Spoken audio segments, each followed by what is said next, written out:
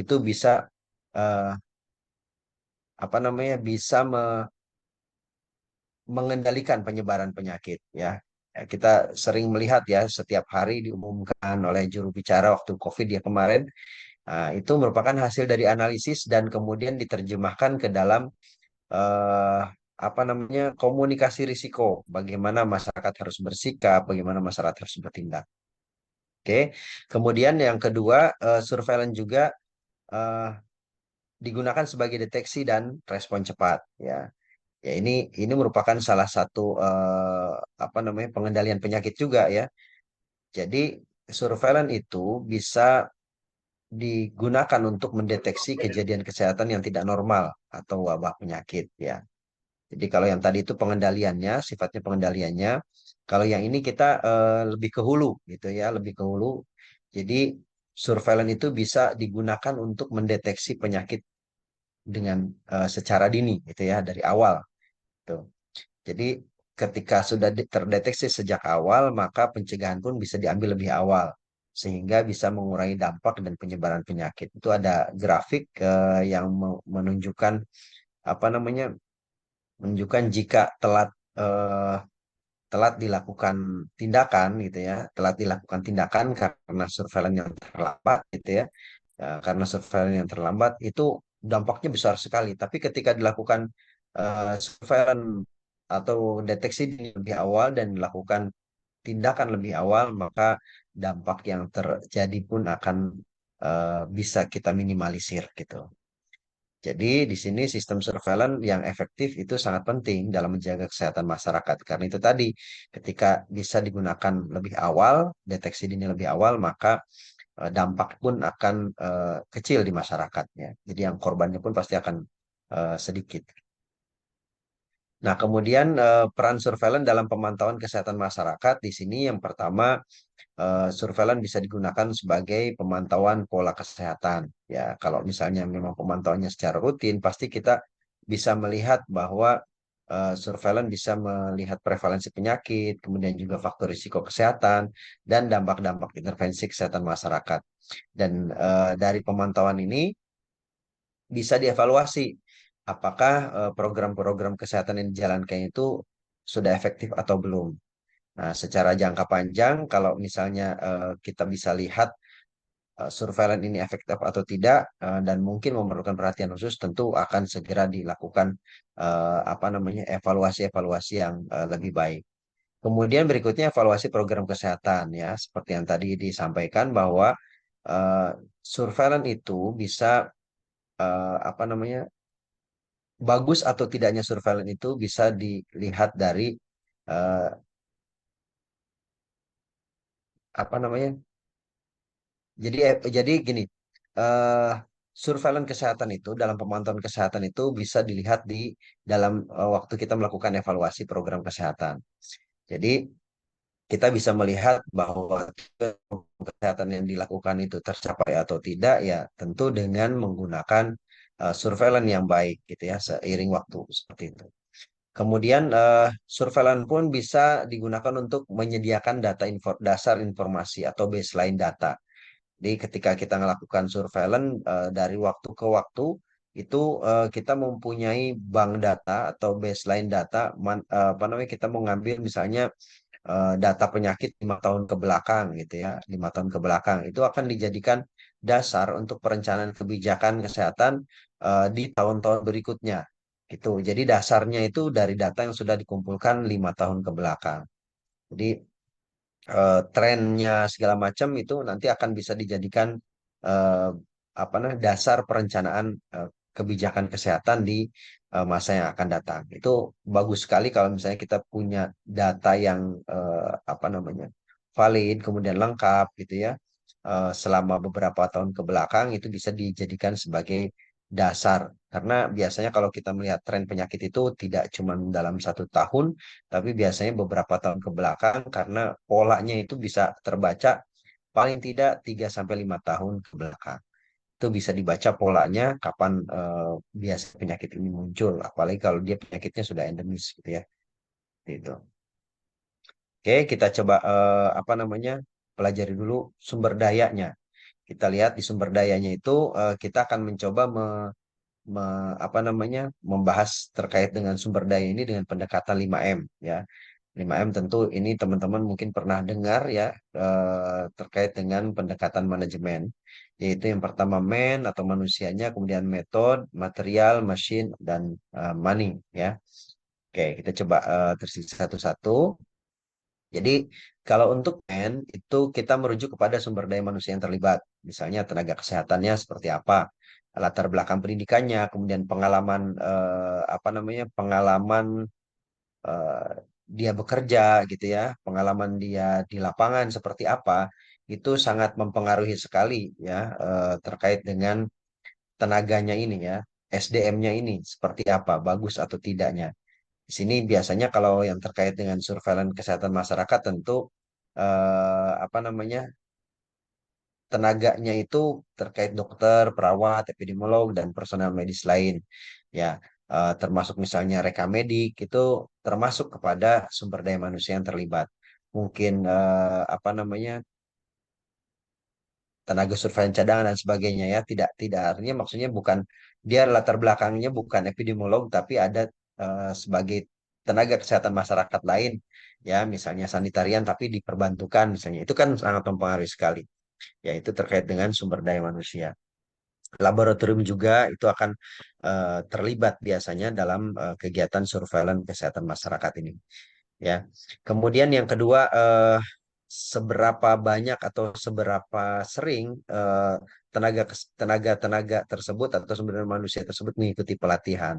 Karena ini penting untuk memastikan bahwa personel nanti yang terlibat dalam surveillance itu punya keterampilan, ya, punya keterampilan dan pengetahuan yang cukup, ya, sehingga melakukan tugasnya itu benar gitu ya.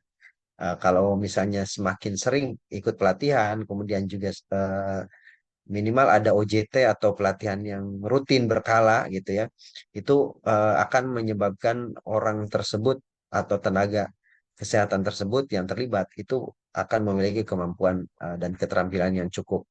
Biasanya kalau yang terkait dengan soft skill itu nggak bisa di apa namanya nggak bisa didapat di pendidikan perkuliahan biasanya ya. eh, Kuliah mungkin cuma teori-teori aja, tapi ketika ketika keterampilan soft skill misalnya apa namanya melakukan analisis data, kemudian juga misalnya menentukan data ini bisa dianalisis atau tidak, itu membutuhkan keterampilan yang khusus biasanya. Artinya dia sudah sering menggunakan menggunakan keterampilannya tersebut.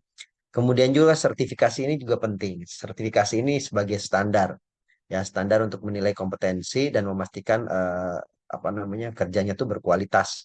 Nah, misalnya seorang laboratorium ya ahli apa namanya analis di lab itu tidak akan dianggap sebagai seorang analis yang berkualitas atau berkompeten kalau dia tidak punya sertifikat gitu ya. Itu penting sekali. Makanya eh, sebuah sertifikat walaupun dia satu lembar tapi kita dapatkan dari hasil pelatihan, dari hasil kita mengikuti workshop-workshop atau kita mengikuti seminar-seminar dan sebagainya, sehingga apa namanya kompetensi di situ terasah, keterampilan juga terasah, itu menjadi apa namanya sudah menjadi bukti gitu ya, menjadi bukti bahwa dia itu sudah punya standar gitu, sudah punya standar. Kemudian berikutnya komunikasi ini juga penting. Setiap orang yang terlibat itu butuh komunikasi yang efektif. Kalau tidak ada komunikasi yang efektif, itu biasanya eh, apa namanya sumber dayanya itu jadi nggak bagus gitu ya. Ya, butuh teamwork lah ya istilahnya, butuh teamwork, dan butuh teamwork itu butuh komunikasi gitu ya, butuh komunikasi. Biasanya kalau namanya kegiatan surveillance itu biasanya dalam tim, ya, tim ya, tidak cuma satu orang, dan juga mungkin ada yang terlibat dari pihak eksternal. Ya, ini masuk ke dalam apa namanya kriteria men. Kemudian yang kedua metode. Nah, metode ini adalah apa merujuk pada pendekatan atau teknik yang digunakan. Nah, biasanya di sini ada kebijakan, regulasi atau pedoman atau juknis atau SOP gitu ya, petunjuk teknis ya, atau SOP standar operasional prosedur itu digunakan metodenya di dalam ditulis di dalam kebijakan-kebijakan tersebut menjadi dasar hukum. Ya, ketika kita mau melaksanakan sesuatu, ya, melaksanakan sesuatu itu akan merujuk ke kebijakan yang ada. Apakah ada kebijakannya atau tidak? Itu menjadi penting ketika misalnya kita melakukan kegiatan tertentu, kalau tidak ada kebijakannya, maka itu akan cacat hukum, istilahnya itu seperti itu. Nah, biasanya ini dijadikan sebuah metode. Kemudian metode yang berikutnya yaitu pengumpulan data itu bagaimana metode pengumpulan data itu bisa didapat. Apakah itu melalui survei atau mungkin melalui pemantauan laboratorium, pengamatan lapangan, ya, atau mungkin wawancara, ya, seperti itu metodenya pasti akan apa namanya akan ditentukan di dalam cara pengumpulan datanya, ya, sesuai data yang mau kita ambil, ya. Berikut juga sasarannya. Kemudian analisis data.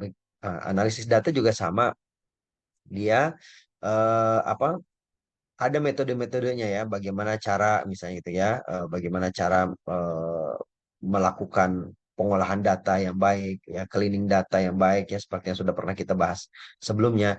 Kemudian kita juga bisa mengidentifikasi dari hasil analisis data itu, mengidentifikasi tren, kemudian polanya, potensi-potensi yang mungkin terjadi ke depan gitu.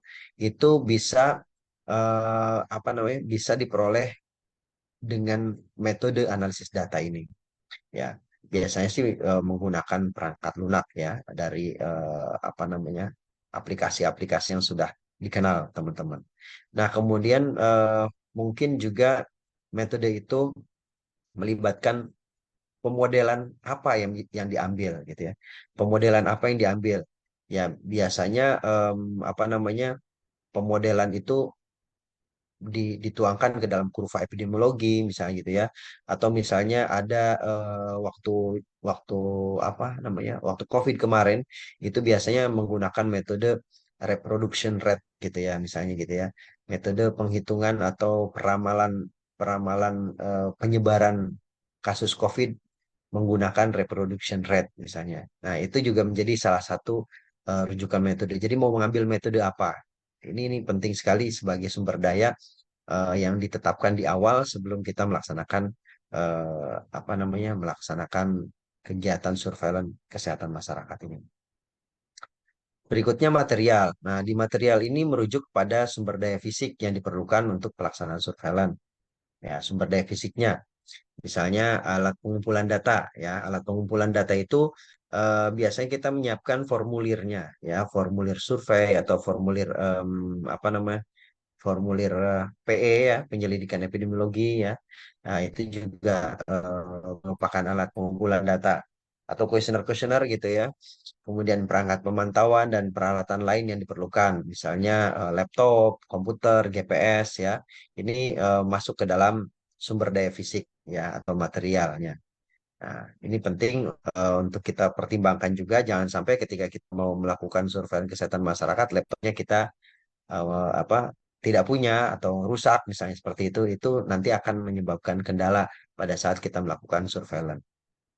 Kemudian juga peralatan laboratorium. Kalau misalnya surveillance itu mengandalkan laboratorium juga atau melibatkan uji laboratorium juga, maka peralatan di laboratorium, ya, termasuk juga reagen-reagen pasti uh, akan diperlukan, ya. Jadi ini masuk ke dalam unsur material juga, ya. Jadi penting nih kalau misalnya kita mau melakukan surveillance, kita pastikan apakah dia melibatkan laboratorium juga atau tidak. Kalau laboratorium juga, ya, berarti ya itu akan terhitung termasuk laboratoriumnya, eh, sarana laboratoriumnya, ya, bangunannya gitu, ya. Terus tenaga laboratoriumnya dan sebagainya itu masuk ke dalam materialnya juga. Sorry, kalau tenaga kan masuknya ke men, ya. Ya. Oke, berikutnya mesin. Nah, di mesin ini merujuk pada teknologi, ya, teknologinya nih gitu, ya, teknologi atau perangkat kerasnya, ya, mesin, ya, namanya juga mesin, ya. Nah, di sini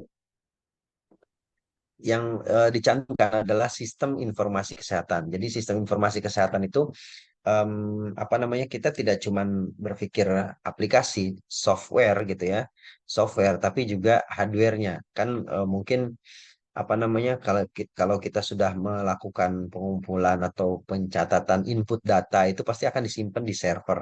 Nah, jadi sistem informasi kesehatan itu merupakan sistem ya, dari mulai membuat softwarenya, hardwarenya, kemudian juga proses bisnisnya dan sebagainya itu masuk ke dalam mesin ini, gitu ya. Misalnya apa sebagai contoh itu sempat saya sampaikan juga kayak sistem kewaspadaan dan respon itu eh, adalah sistem untuk bisa mencatat apa namanya, kasus-kasus yang ada di puskesmas contohnya gitu ya. Kasus yang ada di puskesmas. Nah, itu akan dimasukkan ke dalam aplikasi tersebut, dikumpulkan, kemudian disimpan, kemudian juga server itu akan melakukan analisis data secara berkala. Itu merupakan sistem informasi kesehatan. Banyak sekali sebetulnya ya sistem-sistem informasi kesehatan yang ada di Indonesia, itu hampir ratusan gitu ya ada. Dan itu merupakan sistem, ada servernya. Ada juga sekarang server itu ada yang dalam bentuk hardware ya, hardware jadi bentuk server gitu. Ada juga yang sistem cloud gitu ya, yang komputasi di awan. Itu seperti Google Drive itu, atau mungkin apa namanya, eh, apa na- eh, Google Cloud Platform. Nah, itu juga merupakan bagian dari sistem informasi yang bisa digunakan. Kalau misalnya ada aplikasi yang sudah dibuat dan Google Cloud Platform itu dijadikan suatu tempat penyimpanannya, maka itu masuk ke dalam sistem informasi juga. Kemudian teknologinya ini perangkat komunikasi yang memungkinkan pertukaran informasi antar tim. Nah, ini terkait teknologi ya, tidak cuman apa namanya, eh, WiFi gitu ya, tapi juga termasuk sinyalnya, kemudian juga termasuk apa namanya, BTS-nya ya, untuk pengantar sinyal atau relay sistemnya, atau misalnya eh ya apa tuh namanya, ya termasuk juga di dalamnya ya handphonenya itu sendiri ya, itu merupakan perangkat komunikasi gitu ya, perangkat komunikasi karena itu merupakan mesin. Oke, berikutnya. Nah, ini yang terakhir ya dari sumber daya itu adalah money. Money itu anggaran, ya, anggaran. Jadi ini merujuk pada sumber daya keuangan, ya, sumber daya keuangan uh, yang dibutuhkan untuk surveillance kesehatan masyarakat. Ini ada yang dana operasional, ada dana penelitian. Ya, di sini di apa namanya, dicoba dijelaskan terkait dengan dana operasional itu adalah dana-dana yang menggerakkan ya, jadi dana motor lah istilahnya, yang mengoperasikan misalnya gaji, honornya, kemudian juga pembelian peralatan termasuk pulsa gitu ya. Termasuk pulsa itu merupakan biaya operasional, termasuk mungkin turun ke lapangan dan sebagainya, transport ya, itu dana operasional. Kemudian juga ada dana penelitian itu yang melibatkan penelitian ya, penelitian seperti apa namanya, eh, bagaimana membuat sistemnya ya, membuat sistemnya, eh, kemudian juga bagaimana apa tuh namanya, tadi membuat aplikasi ya, kemudian membayar orang untuk bisa eh, penelitian lebih lanjut ya, banyak banyak hal itu ya. Ini besar biasanya kalau pendanaan penelitian. Bahkan kalau misalnya dalam satu apa namanya, satu sistem surveillance, kesehatan masyarakat yang memang apa namanya, yang berkaitan dengan KLB ya, eh, kejadian luar biasa, itu biasanya kita pecah menjadi anggaran kewaspadaan, anggaran kesiapsiagaan, dan anggaran penanggulangan biasanya. Nah, kalau kayak kewaspadaan itu biasanya digunakan untuk menjalankan suatu sistem yang sudah ada, atau membuat sistem yang belum ada tapi akan digunakan sepanjang tahun. Itu biasanya anggaran kewaspadaan. Dia biasanya habis dalam setahun itu. Ada atau tidak ada kasus, ada tidak atau tidak ada KLB, itu biasanya akan digunakan dan habis biasanya. Itu termasuk menggaji personel dan sebagainya. Kalau dana kesiapsiagaan itu biasanya disiapkan di awal itu untuk eh, logistik-logistik yang besar atau misalnya kegiatan-kegiatan yang nanti difokuskan untuk mempersiapkan jika ada kejadian. Contohnya apa namanya, pertemuan-pertemuan untuk penyusunan dokumen rencana kontingensi gitu ya. Itu dokumen rencana kontingensi ini akan digunakan jika ada kejadian gitu, baru akan dijalankan ya dokumen rencon atau rencana kontingensi ini.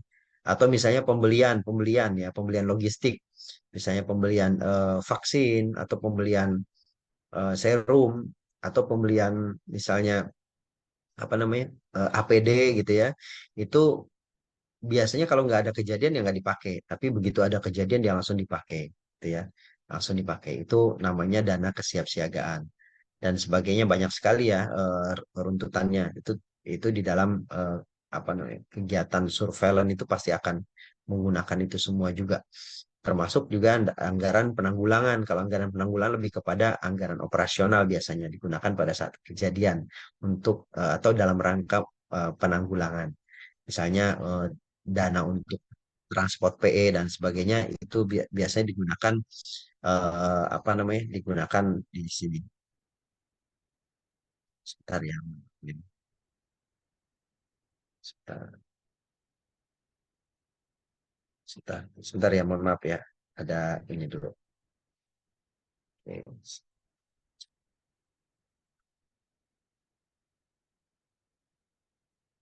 oke, kita lanjut. Nah, ini tadi sudah sudah sampai di anggaran ya. Jadi sebetulnya anggaran itu bisa dijabarkan seperti yang tadi ada kewaspadaan, kesiapsiagaan dan penanggulangan, tapi lebih ringkasnya kurang lebih seperti ini untuk memulai pelaksanaan surveillance. Nah, kemudian kita masuk ke persiapan dan pelaksanaan surveillance-nya. Jadi di sini kita coba ada langkah-langkah. Yang pertama, kita tetapkan dulu tujuannya, kemudian juga kita membuat definisi kasus, membuat sistem ya, sistem pengumpulan datanya seperti apa, kemudian membuat instrumen dan pengumpulan data, kemudian menguji metode di lapangan, mengembangkan pendekatan analisis data, menentukan mekanisme diseminasi dan menentukan metode evaluasi. Ya, kita coba bahas satu-satu. Jadi, yang pertama menetapkan tujuan.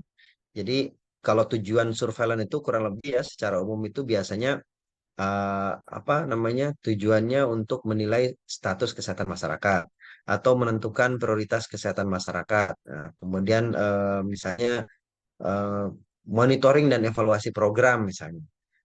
Kemudian melaksanakan riset ya atau apa namanya untuk mengidentifikasi masalah ya, melihat gambaran masalah baik deskriptif maupun analitik gitu misalnya.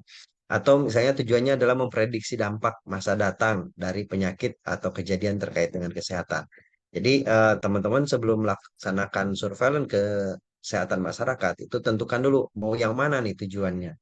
Mau apakah mau sekedar menilai status kesehatan masyarakat atau melihat gambaran gitu, gambaran masalah gitu ya, gambaran masalah atau untuk prediksi dampak misalnya gitu. Jadi macam-macam teman-teman. Teman-teman perlu menetapkan tujuannya dulu karena eh, ini nanti akan menjadi dasar atau tolak ukur kita melaksanakan kegiatan itu ya sesuai dengan tujuannya. Nanti kan di akhir-akhir akan dievaluasi apakah tujuannya tercapai atau tidak. Jadi tetapkan dulu tujuannya. Ya, ya seperti seperti halnya kita hidup kan harus ada tujuannya kan ya. Nah, terus yang kedua, kita diminta untuk membuat definisi kasus dulu. Ya, jadi definisi kasus itu bisa kasusnya itu apa gitu. Misalnya kasus apa namanya? Misalnya kasus monkeypox misalnya, monkeypox atau kasus COVID. Nah, itu kasusnya tuh apa sih gitu ya? Oh, kasus itu adalah apa namanya? Kasus di mana orang itu terinfeksi SARS-CoV-2 misalnya gitu ya. Nah, seperti itu. Nah, tapi seperti apa apa namanya yang seperti apa yang mau kita ambil? Apakah cuma seperti itu? Kan ada detail-detailnya.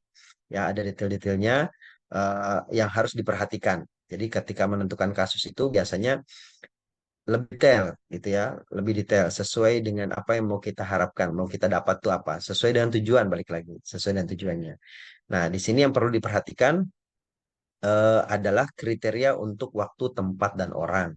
Ya, misalnya nih ya, untuk menentukan kasusnya itu kita mau ngambil pada periode tertentu, ya, pada periodenya misalnya mulai dari awal tahun 2023 gitu ya, misalnya. Ya, Januari ya, 1 Januari 2023 misalnya.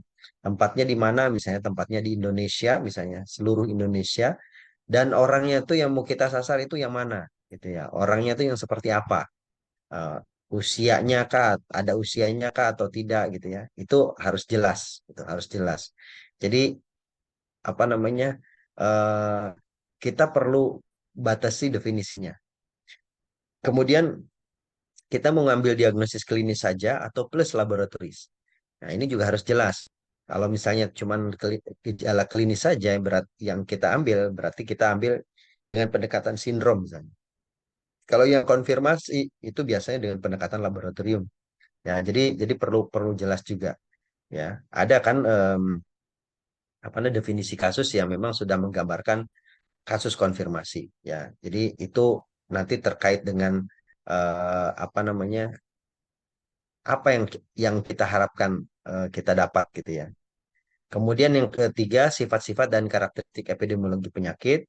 Eh, Penyakitnya itu biasanya sudah dikenal menyebar kemana, kemana, kemana. Misalnya ada riwayat perjalanan dan sebagainya, atau misalnya ada riwayat kontak dan sebagainya.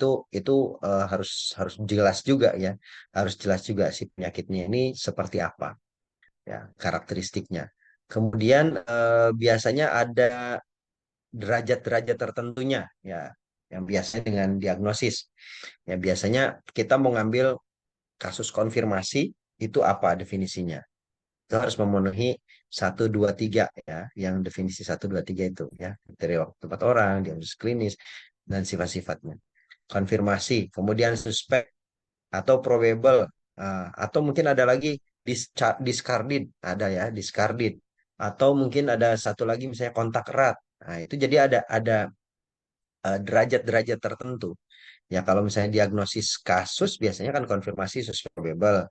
Nah, tapi ada apa namanya derajat lain yang berkaitan dengan epidemiologi, yaitu tadi discarded atau misalnya em, tadi apa kontak erat gitu ya. Misalnya kayak definisi kontak erat ditetapkan adalah orang-orang yang apa namanya orang-orang yang punya riwayat kontak dengan kasus konfirmasi. Nah, ini juga sama ditetapkan ada orang-orang yang punya riwayat kontak dengan kasus apakah kasus konfirmasi itu sudah dijadikan kontak erat atau ada yang sudah dengan suspek itu sudah dijadikan kontak erat itu macam-macam. Jadi tergantung apa yang mau kita ambil sebagai definisi kasusnya. Seperti contoh waktu zaman COVID itu kan apa namanya kontak erat itu pas awal-awal itu begitu bersentuhan atau berkontak dengan suspek itu sudah masuk kontak erat. Tapi kan ketika di akhir kita sudah apa namanya definisikan kembali, kita definisikan kembali itu kontak erat itu adalah yang punya riwayat kontak dengan kasus konfirmasi, misalnya seperti itu. Jadi memang berbeda-beda. Atau misalnya yang kayak discarded, discarded itu misalnya discarded campak. Itu ketika misalnya setelah dilihat secara klinis, kemudian begitu diperiksa eh, laboratorium ternyata negatif campaknya, maka ini bisa dimasukkan sebagai discarded campak gitu ya. Jadi ada definisi-definisi tertentu. Nah, kemudian juga ini berkaitan juga dengan tingkat sensitivitas dan spesifitas tentunya. Ya, teman-teman masih ingat ya definisi sensitivitas dan spesifitas ya. Oke. Berikutnya yang langkah yang ketiga adalah membuat sistem pengumpulan data. Ya, sistem pengumpulan datanya itu kita perlu mempertimbangkan identifikasi sumber datanya, ya, identifikasi sumber datanya yang mau kita pakai itu mau pakai data apa? Data klinis, data laboratorium, data rekam medik atau data laporan polisi misalnya gitu ya, itu juga bisa. Atau misalnya yang kedua, faktor yang kedua adalah desain sistem pengumpulan datanya. Jadi desain pengumpulan datanya ini harus mempertimbangkan jenis data yang dibutuhkan tadi. Jadi harus mempertimbangkan jenis data yang dibutuhkan tadi, metode pengumpulan yang paling efisien dan frekuensi pemantauan yang sesuai. Jadi ini perlu perlu sekali ya, perlu sekali ketika kita melakukan desain sistem pengumpulan data Eh, Dilihat dulu datanya, kemudian juga metode yang paling efisien yang mana dan frekuensinya yang mana. Frekuensinya mau mau mingguan, bulanan atau tahunan misalnya. Nah, di sini misalnya apa desainnya itu kita mau membuat sistem notifiable disease system atau sistem kewaspadaan dini penyakit misalnya. Nah, ini biasanya sistem ini dibuat pada kondisi berpotensi untuk terjadinya bencana misalnya. Biasanya ada keterbatasan. Kan bencana itu biasanya udah semuanya udah apa namanya? Udah hancur gitu ya. Kadang-kadang udah pada lelah dan sebagainya, udah pada panik dan sebagainya. Itu kita tetap dipaksa misalnya teman-teman surveillance yang ada di daerah itu tetap dipaksa untuk tetap melaporkan padahal dia juga kena kena duka misalnya ya kena kedukaan kena bencana. Contoh contoh yang paling nyata itu pada saat tsunami Aceh dulu itu luar biasa sekali semuanya porak-poranda.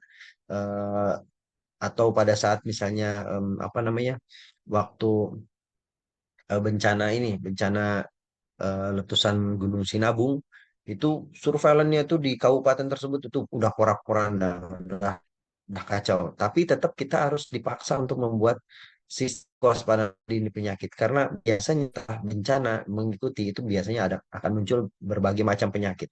Maka kita kita desain sistem kewaspadaan dini penyakit yang simple gitu ya. Simple biasanya kayak contoh yang pernah saya ikuti eh, itu misalnya pengumpulan datanya itu cukup umur itu cuman kurang dari 5 tahun dan lebih dari 5 tahun. Kemudian laki perempuan, pokoknya yang simpel-simpel saja, nggak bikin ribet gitu, nggak bikin ribet. Dan itu eh, dilaporkan setiap hari, coba teman-teman ya, itu yang luar biasa ya, dilaporkan setiap hari.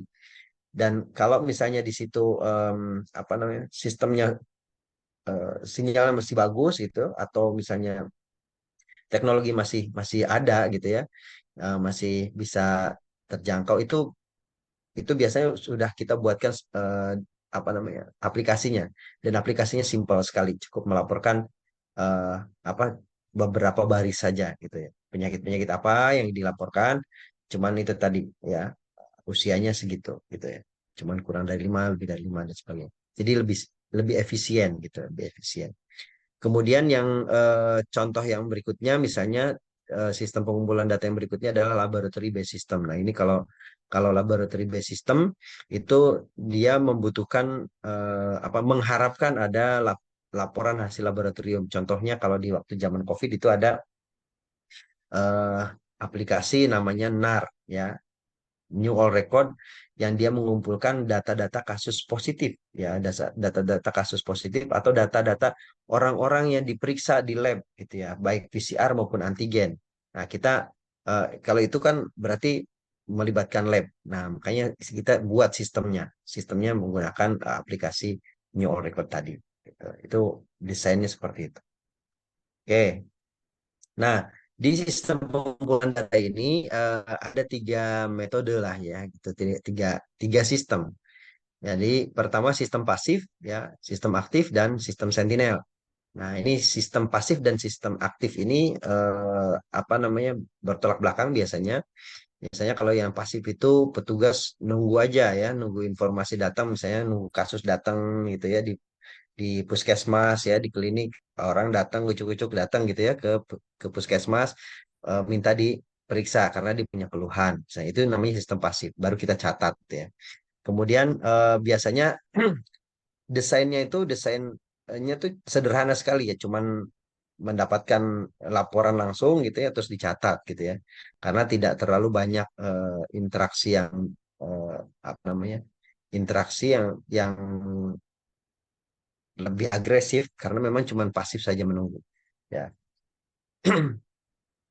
ini biasanya apa namanya laporannya memang memang dibatasi sih, memang dibatasi biasanya di dalam sistem pasif ini ya. Pokoknya tunggu ya, nanti di apa di puskesmas itu akan dicatat data registernya saja gitu, data registernya saja. Yang penting data register kunjungan, kemudian juga apa jumlah yang di apa namanya didiagnosis oleh dokter tuh ada berapa gitu, ada penyakitnya apa saja. Itu biasanya seperti itu. Jadi variabelnya nggak terlalu kompleks. Nah, kadang-kadang ya tidak representatif gitu ya. Eh, Kalau misalnya untuk mengidentifikasi kejadian luar biasa, mungkin mungkin saja bisa gagal kalau misalnya itu tidak benar gitu ya pada saat pengambilannya definisi operasional tidak dipenuhi biasanya sulit untuk mengidentifikasi kejadian luar biasa. Tapi kalau misalnya udah bagus sih biasanya ini yang poin yang apa namanya mungkin gagal mengidentifikasi kejadian luar biasa ini bisa diminimalisir. Oke, nah biasanya digunakan untuk memotret tren gitu ya, karena kesederhanaan datanya tadi itu. Nah, makanya nih kebanyakan notifiable disease system menggunakan sistem pasif. Nah, kalau yang sistem aktif biasanya petugasnya mendatangi, ya, mendatangi. Misalnya pada saat penyelidikan-penyelidikan itu biasanya lebih agresif menanyakan data-data yang diperlukan gitu ya.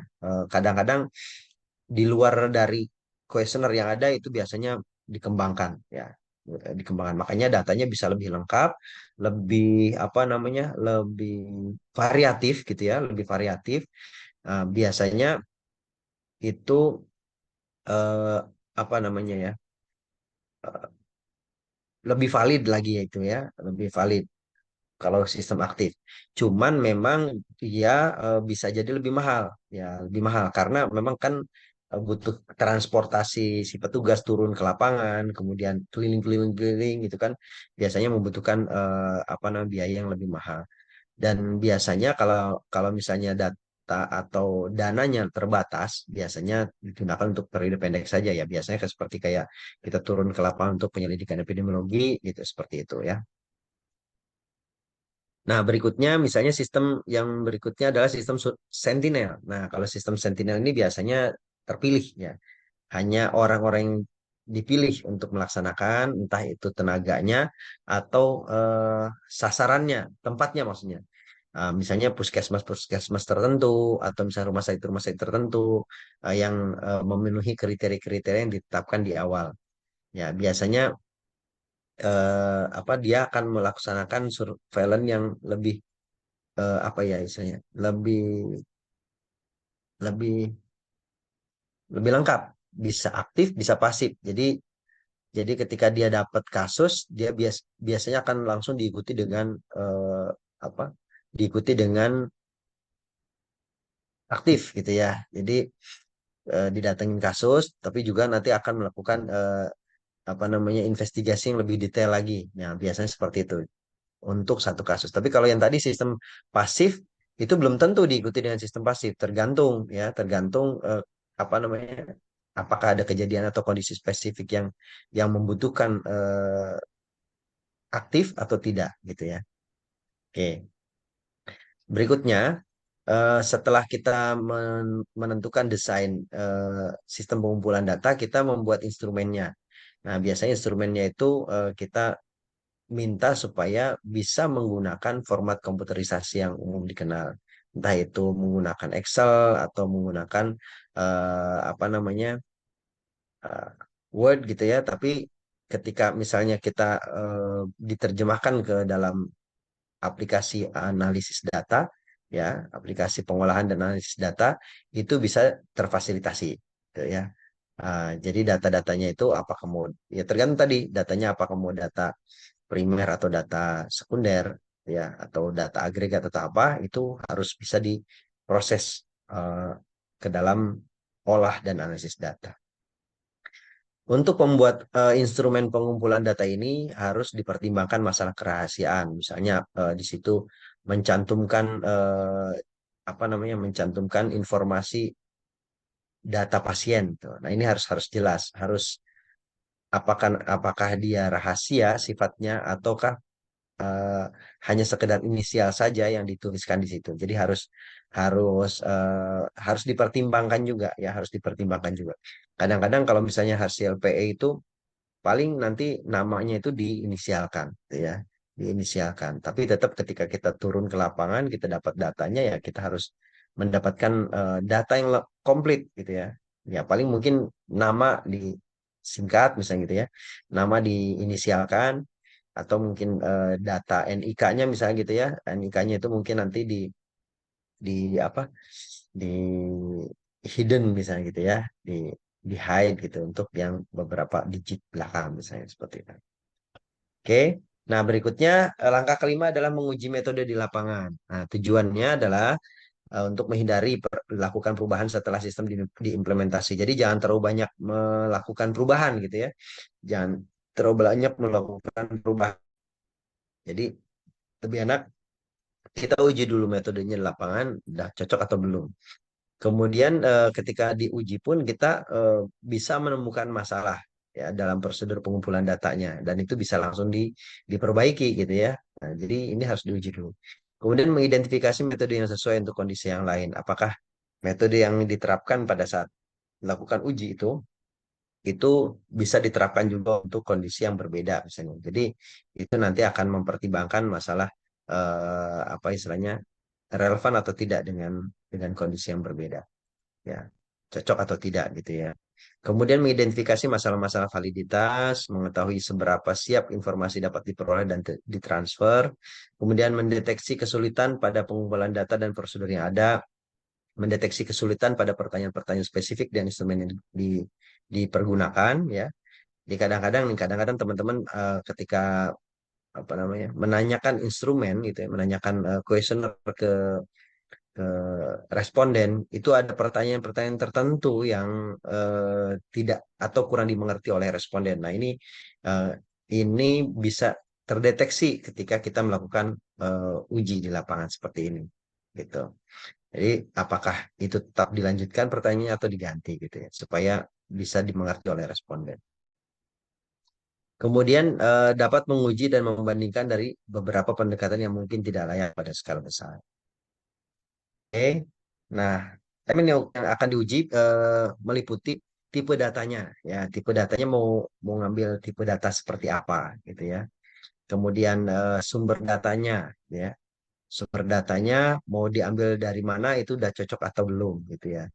Ya mungkin saja misalnya ternyata apa namanya data ini atau surveillance atau apa ya istilahnya tuh. Instrumen ini ternyata tidak cocok kalau misalnya diterapkan di anak kecil misalnya untuk bertanya di anak kecil. Sementara surveillance yang kita sedang bangun itu mau nangkep populasi anak kecil misalnya. Nah, ini kan berarti ada yang nggak pas gitu ya. Jadi harus bisa diperbaiki. Kemudian bagaimana metode pengumpulan datanya ya seperti yang tadi gitu ya. Apakah apa namanya mau dikumpulkan dengan eh, apa namanya aktif, pasif atau misalnya metodenya mungkin dengan cara apa interview atau apa gitu ya, seperti itu.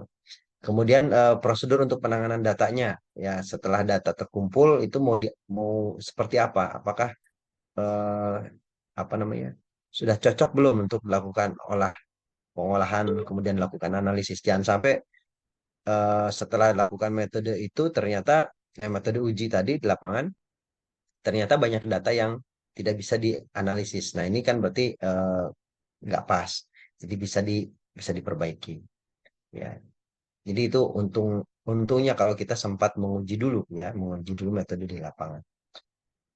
Yang berikutnya mengembangkan pendekatan analisis data. Ini untuk menjamin bahwa sumber data dan proses pengumpulannya itu udah adekuat. Kemudian memanfaatkan data atau informasi yang tersedia.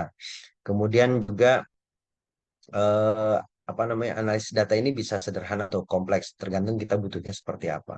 Kemudian juga harus mempertimbangkan teknologi pendukungnya, ya aplikasi apa yang mau dipakai, kemudian juga orangnya paham nggak kalau menggunakan aplikasi tersebut, gitu ya.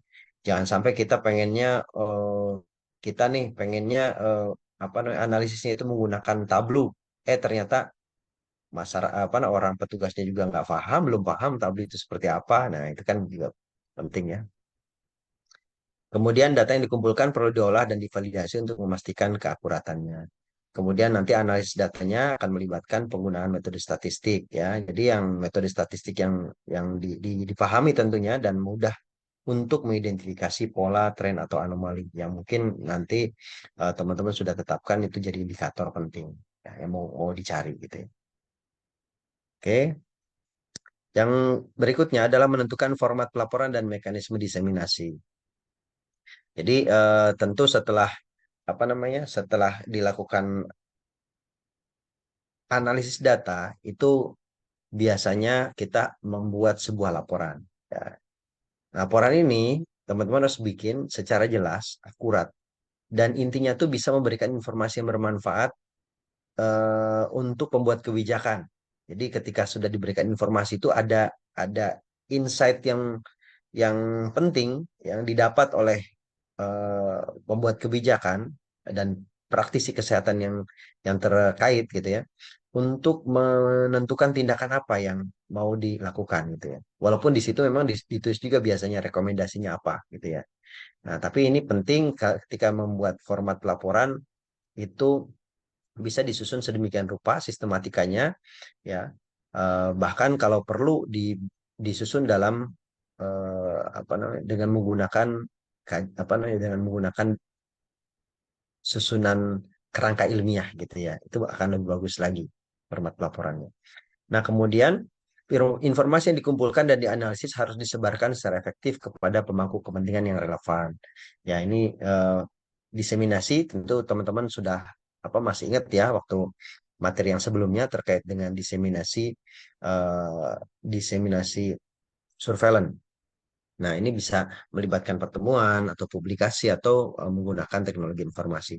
Yang perlu diperhatikan apakah akses publik ya apa namanya akses publiknya itu sudah direncanakan atau belum? Apakah rutin atau tidak gitu ya? Hanya sewaktu-waktu saja. Tentu di sini nanti disesuaikan dengan keterbatasan dan biasanya difasilitasi dengan media elektronik, apakah dengan website kah atau mungkin apa namanya eh, WA blast gitu misalnya itu perlu perlu dipertimbangkan juga tiap tiap berapa kali gitu ya supaya publik itu bisa dapat akses gitu ya atau terus-terusan nyala gitu terus-terusan bisa diakses ya terbuka terus itu perlu dipertimbangkan. Kemudian di dalam apa namanya diseminasi informasi itu juga itu ada apa namanya ada disediakan cara analisisnya, kemudian juga interpretasinya dan rekomendasinya itu disesuaikan di situ ya di dalam laporan di dalam apa yang ditayangkan data yang ditayangkan itu sesuai dengan pengambil kebijakan dan target pendengar. Kalau misalnya dalam pendengar atau target apa istilahnya audiensnya gitu ya.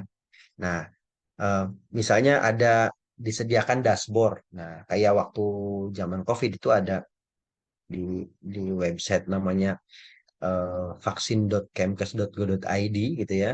Itu terlihat sekali tuh di apa di tayangan tersebut secara online itu bisa dilihat eh, seberapa banyak orang yang sudah divaksin, kemudian juga level-level daerah gitu ya, level 1, 2, 3 itu langsung terlihat di situ dan bisa diinterpretasi baik orang yang apa namanya pimpinan yang tidak paham bahasa epidemiologi ataupun apa itu langsung bisa bisa dimengerti gitu ya bahwa oh ternyata daerah ini level satunya itu karena ini level duanya karena ini dan sebagainya gitu. Kemudian diseminasi informasi itu harus menggunakan teknik penyajian data yang jelas dan ringkas, jangan menyulitkan ya, jangan menyulitkan dan membuat bingung ya. Kemudian menggunakan media komunikasi ya, baik secara online ataupun misalnya sorry maksudnya eh, apakah secara website atau mungkin menggunakan media komunikasi yang sudah lazim seperti WhatsApp ataupun media yang lain. Oke, kemudian yang berikutnya dari pelaksanaan sistem surveillance kesehatan masyarakat ini adalah menentukan metode evaluasi. Ini sebetulnya kita bisa mengulang kembali materi yang sebelumnya, bagaimana kita apa namanya melaksanakan evaluasi surveillance kesehatan. Nah, jadi ini nanti untuk evaluasinya ini kita bisa menggunakan beberapa pendekatan. Nah, mungkin pendekatan problem solving. Problem solving itu biasanya mungkin apa namanya FGD gitu ya. Satu instansi diajak untuk FGD untuk ditanyakan ya secara ini apa namanya secara interaktif gitu ya. Bagaimana kesulitan-kesulitan, kendala-kendalanya dan sebagainya. Kemudian diberikan solusi-solusi atau strategi-strategi dari berbagai macam insight tadi. Kemudian pendekatan sistem ya, baik input, proses output itu akan ditelaah satu persatu ya. Apakah inputnya tuh sudah cukup ya, baik dari money, method, material mesin tadi sudah bagus atau tidak. Kemudian cara menjalankannya, performance-nya seperti apa, ya, memenuhi memenuhi eh, harapan yang sudah dibuat atau tidak gitu ya. SOP-nya dipenuhi atau tidak itu prosesnya dan outputnya seperti apa gitu ya.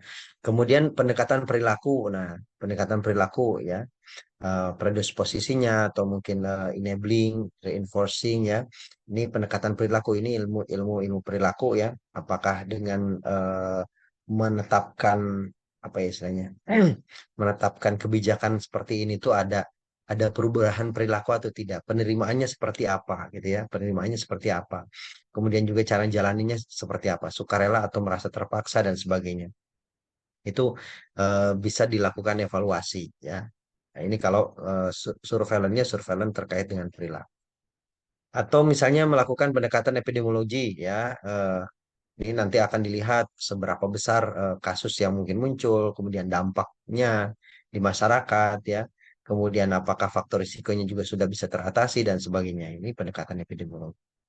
Nah, kemudian biasanya kita buat juga parameternya, apa namanya, apa yang ditemukan dalam sistem evaluasi, tujuannya tercapai atau tidak, informasi yang tepat waktu atau tidak, informasi yang bermanfaat atau tidak. Terus ini yang penting nih, eh, masih bisa dilanjut nggak gitu sistemnya gitu kan? Nah, kalau bisa dilanjut, bagaimana caranya supaya sistemnya ini bisa diperkuat? Apakah ada yang direvisi juga dan sebagainya? Ini dari metode evaluasi ini kita bisa mendapat banyak gambaran gitu ya, banyak gambaran kira-kira seperti apa nanti ke depan. Ini biasanya akan dicantumkan di dalam apa, parameter-parameter evaluasi ini dicantumkan di eh, perencanaan perencanaan melaksanakan surveillance